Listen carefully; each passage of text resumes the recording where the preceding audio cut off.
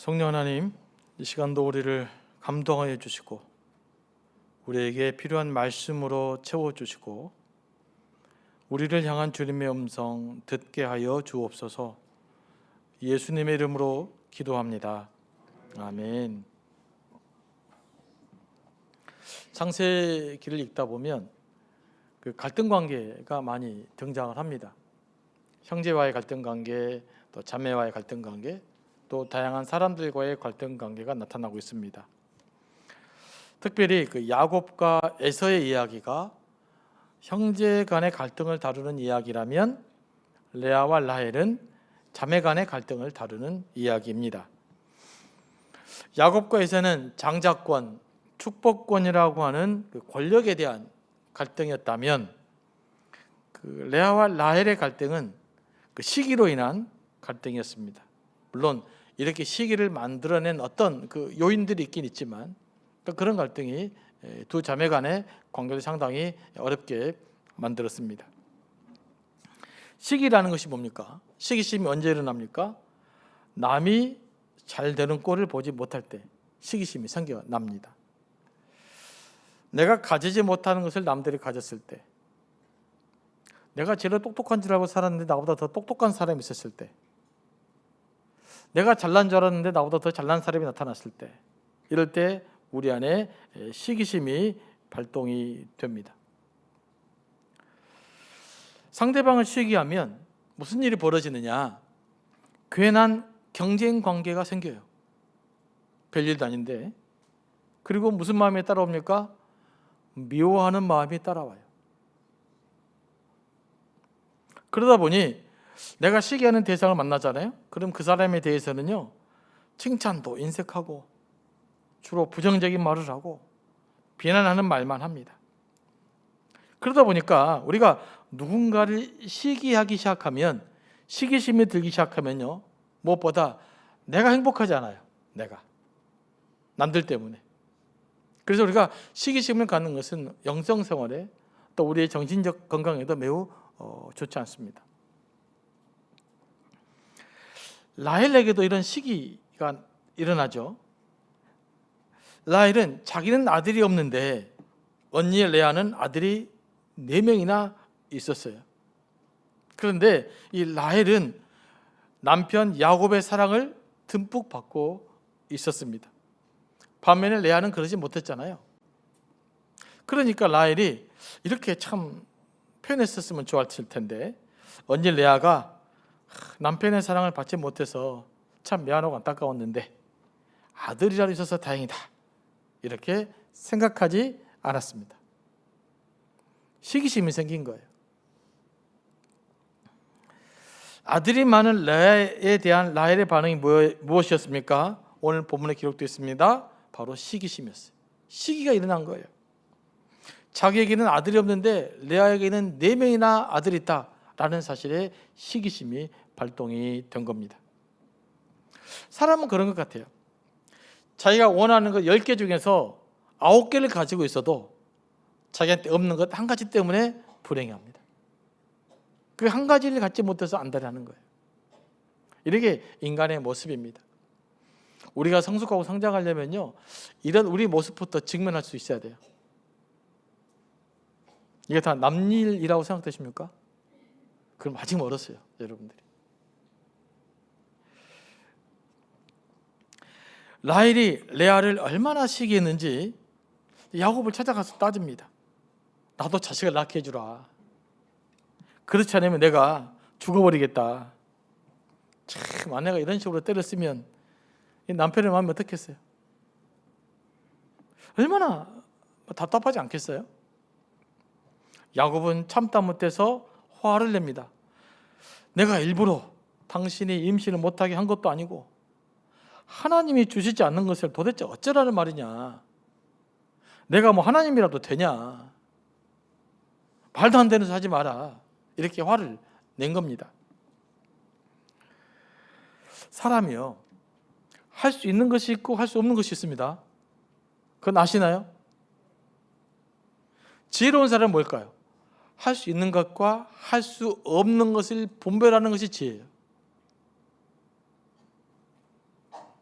그런데 사람이 할 수 없는 것을 해달라고 때를 쓰는 것처럼 어리석은 것은 없어요. 또 그것을 듣는 사람만큼 답답한 사람은 없을 것입니다. 내가 할 수 없는 것을 어떻게 하겠어요?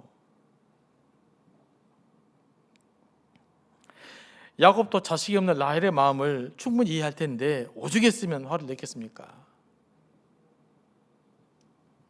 사람이 한번 시기하고 또 집착을 하고 경쟁심이 한번 딱 발동되잖아요. 이러면 이게 웬만해서는 통제가 안 됩니다. 굉장히 어려운 거예요. 다른 것들이 안 보여요. 상대방밖에 안 보이는 거예요. 그래서 이성을 잃게 되고 또 무리한 행동을 하게 됩니다. 하지 않아야 될 말을 하게 되고요. 해서는 안 될 행동을 하게 됩니다. 이런 시기심은 꼭 물질적인 것만, 세상적인 것만 시기심이 있지 않습니다. 영적으로도 시기심이 있어요. 이거 굉장히 주의해야 됩니다. 이제 야곱이 이렇게 성을 냈잖아요. 라헬이 어떻게 반응합니까? 아이고, 네, 알았습니다. 제가 좀 생각이 부족했네요. 짧았네요. 이렇게 말합니까? 이렇게 말하지 않아요. 라헬도 뭐 한번 한다면 하는 성격인 것 같아요. 뭐라고 말합니까? 그러면 좋다. 내 종 비라가 있으니까 그녀와 잠자리를 해서 아이를 낳아. 그럼 내가 무릎에서 좀 애를 보듬고 좀 키우겠다. 자기 몸종 비라를 씨바지로 사용했다는 거 아니겠습니까? 비라가 자기 종이니 뭐 대리 만족이라도 누리겠다는 거예요. 여러분, 시기심이 이렇게 무섭습니다. 아니, 그런다고 그 자기 아기가 되겠어요? 너 친엄마가 있는데 너 친엄마랑 관계를 끊고 자기가 키우겠어요? 그럼 한쪽은 또 얼마나 또 불행을 겪었어요.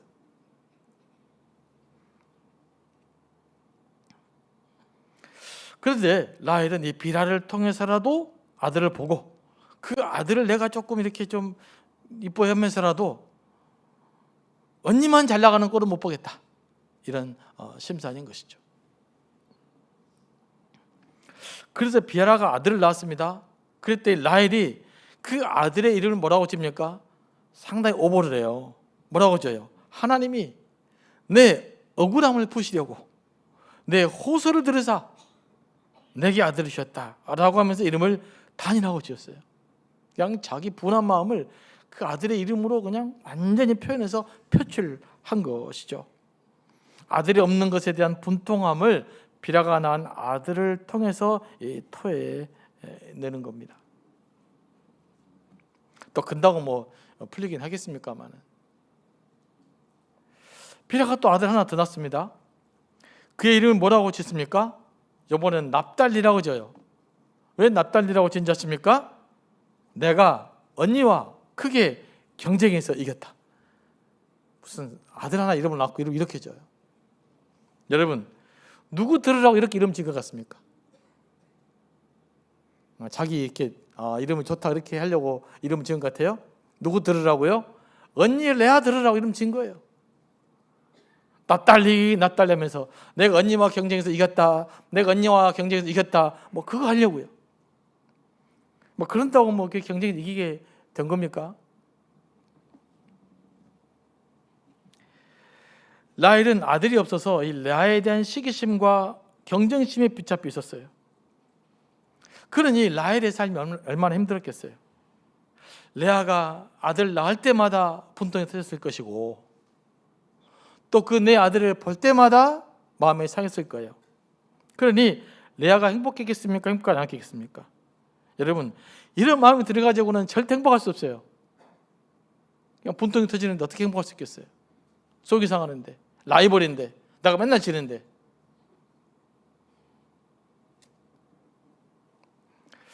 라헬은 레아에 대한 열등감이 발동이 되죠. 라헬은요, 건강에서부터 미모까지 다 레아보다 나았어요. 야곱의 사랑도 많이 받고 있었어요. 하지만 자식을 낳지 못한다는 그런 열등감에서 벗어날 수가 없었던 것입니다. 오직 했으면 몸쪽에 자식이 아들을 낳았는데 이름을 언니와 크게 경쟁해서 이겼다, 이런 뜻의 이름을 지었겠어요. 여러분, 레아가 친아들이 4명이에요.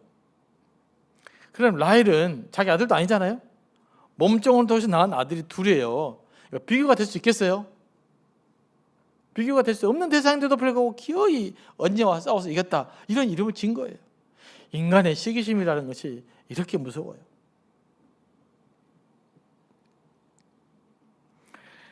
라헬은 그 뭐라 그럴까, 여전히 그 경쟁의식과 패배의식, 여기서 벗어나지 못했음을 우리는 이 이름을 통해서 확인해 볼 수가 있습니다. 이러니까 이 라헬은 참 적극적인 여성임에도 불구하고 상당히 그렇게 행복하지 못한 그 모습을 우리는 성경에서 읽어볼 수가 있고요. 또 라헬은 그 인생 끝까지 별로 행복하지 않습니다. 뭐 다음 주에 살펴보겠지만, 이제 라헬이 몸종을 통해서 아이를 낳습니다. 그리고 또 레아가 어떻게 반응합니까? 그래, 그동안 참 아이도 없었는데 고생했다. 오죽했으면 몸종을 통해서 아들을 낳겠냐, 이랬습니까? 레아 역시도 경쟁심이 발동해요. 지가 종을 통해서 아들을 둘 낳아? 나하고 한번 해보겠다고? 이름도 납달리야? 저 한번 해보자. 그래서 어떻게 합니까? 또 자기 종 시바를 야곱에게 보내갖고 아들을 더 낳아요. 그러니까 레아 역시도 이 경쟁심이 발동해서 또 일을 저지르게 됩니다. 그래서 또 2 아들을 낳죠. 하나는 갓, 복되도다. 또 하나는 아셀, 기쁘다. 이런 이름을 지었어요. 다른 것은 몰라도 내가 아들 낳는 것만큼 이겼다. 그래서 기쁘고 복있다, 이런 뜻에서 그냥 갓과 아셀이라는 이름을 진 것입니다. 이 2 여자에게 경쟁심이 굉장합니다. 참 자매들임에도 불구하고요, 다 있어요. 여러분, 드러나진 않지만 자매들 간의 관계, 형제들 간의 관계도 이런 경쟁 의식이 기본적으로는 존재하고 있다는 걸 아셔야 돼요. 그래서 이런 마음이 있으니까 그런 것을 알고 상대를 좀 배려해야 자매 관계, 형제 관계가 더 좋아질 것입니다. 이제 14절 말씀 보면요, 이제 그 루벤이, 레아의 큰아들 루벤이 밀을 추수하러 갔어요. 그런데 뭘 발견했어요? 합한채라는 식물을 발견합니다. 그리고 그것을 캐왔어요. 그러면 합한채가 무엇인가, 어떻게 생겼는가 영상으로 보겠습니다. 저기 합한채라는 식물이에요. 그 배추나 뭐 상추 같은 건가요? 그게 보라색 꽃이 있죠. 좀 지나게 열매도 맺혀요. 하나 더 넘겨보십니다. 이거 캐내면 합한채 뿌리가 이렇게 생겼어요. 저 뿌리가 이제 약재로 쓰이는 겁니다. 합한채는 당시 그 민간요법으로 쓰이는 식물이에요. 고대 연인들에게는 사랑의 열매라고 알려져 있었습니다. 왜 사랑의 열매라고 알려져 있을까요? 이 식물의 향기가 좀 독특하고 그 성분 중에는 약간의 그 마취 성분이 있었다고 그래요. 대마초 같이. 그래서 적당량을 섭취하면 뭐 통증이 줄어들고 기분도 상쾌해진다고 합니다. 뿐만 아니라 죄송합니다. 약간의 이 최음제 효과도 있어서 남성의 양기를 살리고 임신에 효과가 있다고 알려져 있었어요. 그래서 저걸 되게 구하기도 힘들었고 구하기만 하면 이런 이제 용도로 사용했던 것입니다. 이 식물 때문에 또 레아와 라헬의 갈등이 한 번 더 드러나게 됩니다. 루벤이 이 식물을 누구에게 줬겠어요? 자기 또 어머니에게 줬어요. 레아에게 줬습니다. 그것을 라헬이 딱 봐요. 보고 뭐라고 이야기합니까? 이 라헬 성격이 굉장히 좋아요. 적극적이면서. 이번에는 뭐라고 말합니까? 언니 이야기합니다. 저거 나랑 좀 나눴으면 안 될까? 나 좀 줘. 이렇게 이야기합니다. 그런데 공동 번역에 보니까요, 졸랐다라고 표현되어 있어요. 언니 이거 좀 줘 라고 라헬이 언니에게 주는 거예요. 뭐 그냥 자기 갖고 싶은 것 위해서는 또 체면도 다 내려놓는 모습을 볼 수가 있지 않습니까? 그러자 이제 레아가 본심을 말합니다. 야, 네가 내 남편을 빼앗은 것이 적은 일이냐? 그런데 내가 내 아들의 합한채도 빼앗아 가고자 하느냐? 남편의 사랑을 독차지한 것도 부족해서 이것까지 달라고 하느냐? 그러니까 너무하지 않느냐? 라고 실은 역정을 낸 것입니다. 그런데 이 레아의 말듯이 어폐가 있습니다. 여러분, 사실 라헬이 남편을 빼앗은 겁니까? 라헬이 남편을 빼앗은 것은 아니죠. 야곱이 라헬을 선택한 거고요. 자기 아버지가 어떻게 이제 뭐라 그럴까, 라헬의 자리를 그냥 레아에게 줘버린 거예요. 엄밀하게 말하면요, 레아가 라헬의 자리를 빼앗은 거죠. 7년 동안 둘이 관계를 몰랐겠어요? 야곱이 무엇 때문에 그렇게 열심을 냈는지 레아가 다 알잖아요. 야곱이 누구를 사랑했는지를 알잖아요. 아무리 그런데 아버지가 시킨다고 가서 그냥 모른 척하고 그냥 이렇게 들어가면 되겠어요? 아버지한테, 아버지, 그래도 그러지, 야곱이 라헬 때문에 이렇게 수고했는데 제가 들어가면 되겠습니까? 그래야지. 자기도 그냥 꿀딱 해버렸잖아요. 그런데 이제 누구 원망하기 시작하면요, 다 자기 잘못은 안 보여요. 다 남들만 잘못한 것처럼 보이죠. 자, 레아가 이렇게 말한 이유는 뭐예요? 남편의 사랑을 독차지한 그 라헬에 대한 원망이 얼마나 컸는지를 볼 수가 있어요. 내가 내 걸 다 뺏어가 버렸다. 그럴 정도로. 서로에 대한 원망과 경쟁심이 상당함을 볼 수가 있습니다. 이렇게 보니까 레아가 이 합한 채를 순순히 줄 것 같지 않아요. 근데 성경에 보면 레아는 생리가 끊어졌다라고 기록되어 있거든요. 그래서 라헬이 딜을 거래를 합니다. 언니, 이 합한 채를 좀 나한테 주라. 그럼 내가 언니한테 서비스를 해줄게. 오늘 내 남편한테 가서 하룻밤을 보낼 수 있도록 내가 허락해 줄게. 오직 남편의 사랑만을 집착했던 레아는 그렇게 딜을 합니다.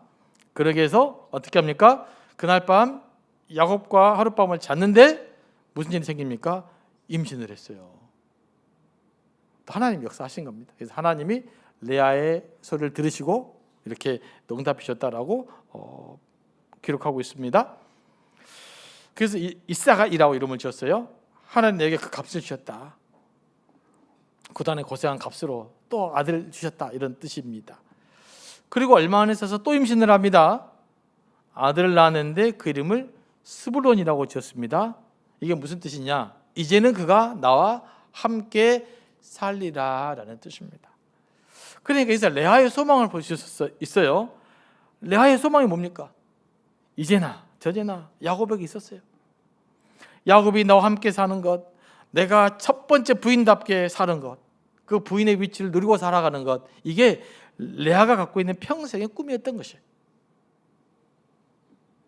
그러니 동생 라헬과 얼마나 경쟁 관계에 있었겠어요. 동생 라헬은 라헬대로, 언니 레아는 레아대로 얼마나 마음이 힘들었겠어요. 그죠? 이렇게 시기심이 있고요, 이렇게 갈등 관계에 있는 사람이 한 집안에 산다? 여러분, 이게 얼마나 어렵겠어요. 근데 이것도 자매 관계예요. 둘 다 고통받았을 거예요. 둘 다 힘들었을 거예요. 그 후에 이제 레아는 딸도 낳았습니다. 그 딸의 이름은 디나입니다. 그러면 이 합한 채를 가져간 라헬은 어떻게 되었을까요? 돈 샀잖아요.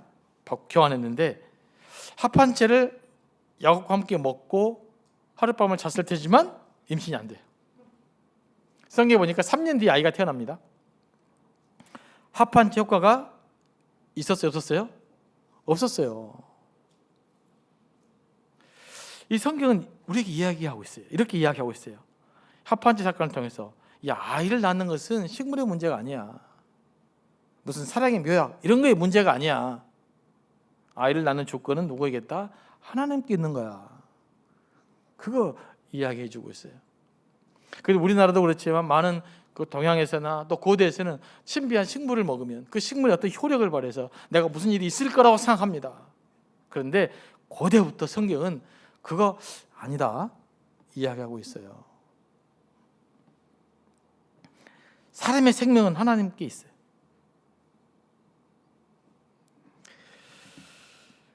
여러분, 그 민간요법 너무 의지하지 마시기 바랍니다. 그 뇌과학자가 인터뷰한 것을 제 아들을 통해서 들었어요. 누가 질문했답니다. 호두 있죠, 호두가 머리에 좋다며요. 그 질문을 했어요.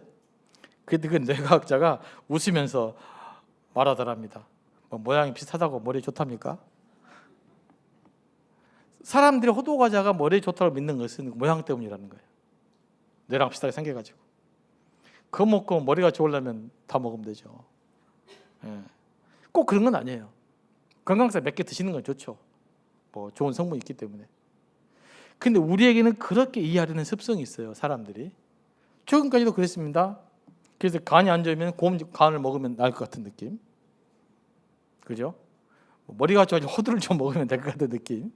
그래서 뭔가 모양을 비슷한 걸 섭취하면 그것이 내게 도움이 될 거라고 하는 이제 민간요법의 기본 원리인데, 여러분 이거 너무 의지하지 마시기 바랍니다. 그냥 그런 것들은 건강에 좋은 것이니까 건강식으로 드시기 바랍니다. 건강식으로. 하지만 결정적인 효력은 없을 수가 있어요. 혹시 여러분 또 뭐 건강식품 드시는데 또 너무 상처받지 마시고요. 그냥 건강으로 이렇게 잘 드시면 될 것 같습니다. 오늘 말씀을 이렇게 보다 보면요, 이 잘 되는 사람 뭘 해도 잘 되고요, 안 되는 사람 뭘 해도 안 돼요. 여러분 어떻게 생각하십니까? 레아는 뭘 안 해도 그냥 아이를 쑥쑥 낳고, 라헬은 아무리 노력해도 아이가 안 태어나요. 그런데 세상에는 이런 일이 있습니다. 이런 부조리가 있어요. 이게 우리가 살아가는 세상이에요. 그래서 우리가 이런 부조리를 어쩔 수 없이 인정하며 살아야 될 때가 있는 거예요. 모든 걸 공평하다, 이런 공평이라는 잣대로 해결할 수 없는 수많은 삶의 다양성이 우리에게는 존재하고 있다는 사실을 기억하시기 바랍니다. 어떻게 해서든지 아들 낳아 보려는 라헬이 좀 한편으로는 안쓰럽기도 하고 뭐 짠하기도 하지 않습니까? 오죽 했으면 이렇겠어요. 그래서 그런지 하나님께서 라헬에게도 임신을 해서 아이를 낳게 줍니다. 그러면 라헬은 어떻게 해서 아이를 낳게 되었습니까? 22절 말씀입니다. 다 같이 읽어보겠습니다. 시작. 하나님이 라헬을 생각하신지라 하나님이 그의 소원을 들으시고 그의 태를 여셨으므로, 이렇게 해요. 라헬이 아이를 낳게 된 것은 라헬의 노력으로 된 것이 아닙니다. 단 1도 라헬의 노력이 아니었어요. 오직 하나님께서 라헬을 생각해 주셨다. 하나님께서 라헬을 기억해 주셨다. 그래서 그를 불쌍히 여기셨기 때문이에요. 그리고 또 뭐 때문이라고요? 라헬의 소원을 들으셨다라고 말해요. 라헬의 소원이 뭡니까? 다른 성경 번역을 보니까요, 라헬의 호소와 간구를 들었다라고 기록되어 있어요. 그러니까 라헬은 그 과정 속에서 끝없이 하나님께 호소하고 간구한 거예요. 하나님 좀 전라 경상도말로 좀이면 다 된다면서, 하나님 좀, 뭐 그랬겠죠. 그렇게 해서 자기 일을 계속해서 간구한 거예요. 그렇게 해서 낳은 아들이 요셉입니다. 자, 언제 하나님의 역사가 일어납니까? 하나님이 우리의 아픔을 기억해 줄 때예요. 하나님의 나를 돌아봐 줄 때예요. 하나님의 나를 돌아봐 주셔야 돼요. 그리고 그뿐만 아니라 내가 그 하나님이 돌아봐 줄 것을 믿고 기도할 때예요. 그때 하나님의 역사가 우리에게 일어날 줄로 믿습니다. 이걸 믿고 하나님께 나아가는 것이 신앙생활입니다. 뭐가 신앙생활이라고요? 이걸 믿고 하나님께 나아가는 거예요. 하나님이 내 아픔을 돌아봐 주시고, 하나님이 내 기도를 들어주시고, 하나님 내 기도에 응답해 주셔서 삶의 문제를 하나씩 해결해 나가는 삶, 이게 신앙생활이란 말이에요. 여러분 왜 이곳에 오시느냐? 왜 예배를 드리느냐? 왜 예배 드려요? 왜 신앙생활 하는 거예요? 이거 믿기 때문이 아니에요? 하나님이 나를 돌아보셔서 내가 간구하고 기도하실 때 내 기도를 들으시고 응답해 주셔서 내 삶의 문제를 해결해 가신 하나님을 경험하는 것, 이것 때문에 신앙생활 한 거잖아요. 이게 신앙의 기초란 말이에요. 교회는 여러분 이걸 위해 신앙생활로 이게 오셔야 돼. 다른 것이 아니라 이게 신앙의 기초예요. 이렇게 하나님을 경험하셔야 돼요. 그러면 교회가 건강해집니다. 그런데 요즘 교회들 보면, 또 많은 성도들을 보면 관심이 딴 데 있어요. 신앙생활을 하기 위해서 교회로 온 것이 아니라 다른 데 관심이 있어요. 교회는요, 본질적인 것이 있고 부수적인 것도 있어요. 근데 이 부수적인 일에 너무 관심이 많아. 그것 때문에 상처받고, 그것 때문에 아파하고, 하나님의 기도를 안 들으셔서 하나님 안 느껴져서 막 그래서 고통받는 것이 아니라,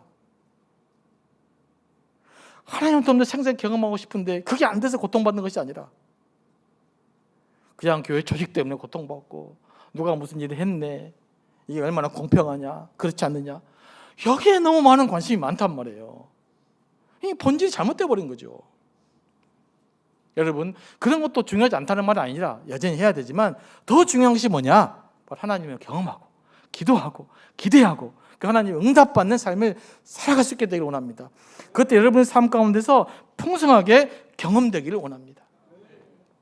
우리가요, 해결할 수 없는 일이 너무 많아요. 내가 감당할 수 없는 일이 너무 많아요. 그럴 때 어떻게 해야 될까요? 막 안달분달, 막 안절부절, 막 그렇게 살아야 되겠습니까? 간절히 기도해야 됩니다. 하나님이 나를 돌아보시면 해결된다. 하나님이 나와 함께 해주시면 된다. 그래서 가슴에 품고 기도하는 거예요. 우리는요, 기도하면서 기다릴 수밖에 없는 거예요. 신앙생활이란 하나님께서 나를 돌아보아 주실 것을 기대하고 기도하고 기다리는 거예요. 세 단어로 표현해 보면 기대하고 기도하고 기다리는 것, 이게 우리 신앙생활입니다. 여기에서 풍성한 하나님 은혜를 누릴 수 있게 되기를 원합니다. 그러면 종종 이런 질문을 하는 사람들이 있어요. 제가 막 카톡으로 된 질문을 받는데, 목사님 기도가 답니까? 뭐 하나님이 뭐 목사님 기도만 듣습니까? 누구 기도만 듣습니까? 하나님이 우리의 모든 문제를 다 알고 있는데 꼭 말로 기도해야 됩니까? 이렇게 말하는 사람도 있습니다. 여러분 어떻게 생각하십니까? 하나님 여러분의 문제를 다 아는데 꼭 말로 기도해야 돼요? 어떻게 생각하시냐고요? 자, 지금 질문 한번, 심각한 질문이에요. 기도해야 됩니다. 성경이 그렇게 이야기하고 있어요. 그런데 제가 유튜브를 잘 안 보긴 하지만 가끔 유튜브에 교회 상처받은 목사님이신 것 같아요. 되게 유명하신 목사님이신데 참 안타까울 때가 많아요.